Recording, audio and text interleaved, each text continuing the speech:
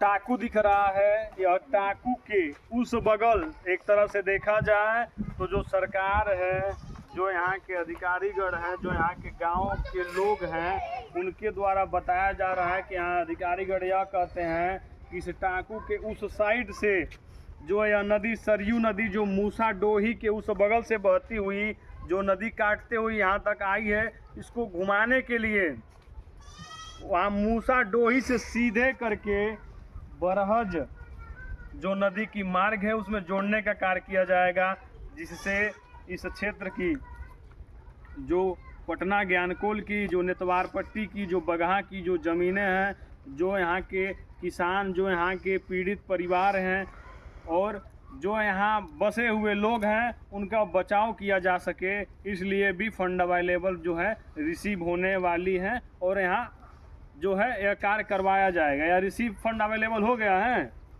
अब ये तो नहीं पता है हुआ कि नहीं। उस टापू पर अगर जो नदी खोन दिया जाएगा तो कम से कम कई सौ घर परिवारों का घर का खर्चा चलेगा। जब खेती हो जाएगी तो कई हजार बीघे खेती हम लोगों का फिर वापस आ जाएगा, कई ग्राम सभा का।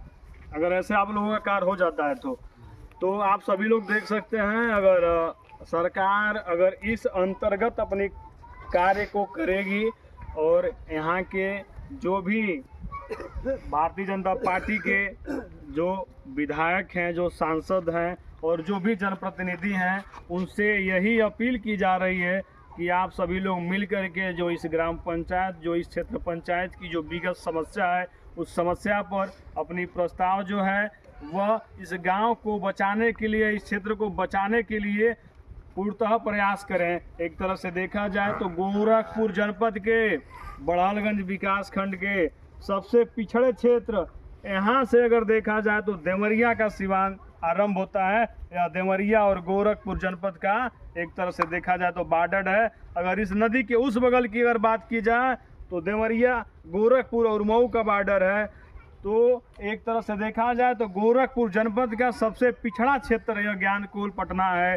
ज्ञानकोल पटना और पटना घाट के बाद एक तरह से देखा जाए तो देवरिया का बॉर्डर आरंभ हो जाता है। देवरिया जिला में हम लोग प्रवेश कर देते हैं। अगर यहाँ के अगर पूर्वी तरफ देखा जाए तो देवरिया जिला, यहाँ के दक्षिण दिशा में देखा जाए तो मऊ जिला है और यह गोरखपुर जनपद का सबसे पिछड़ा क्षेत्र है। अगर इस क्षेत्र को नहीं बचाया गया तो पिछड़े योग्य भी ये क्षेत्र नहीं बचेगा, पूरी तरह से नदी में समाहित हो जाएगा, नदी में ध्वस्त हो जाएगा। अतः जो यहाँ के मुख्यमंत्री हैं वो गोरखपुर जनपद के हैं, जो गृह जनपद के योगी आदित्यनाथ जी माने जाते हैं।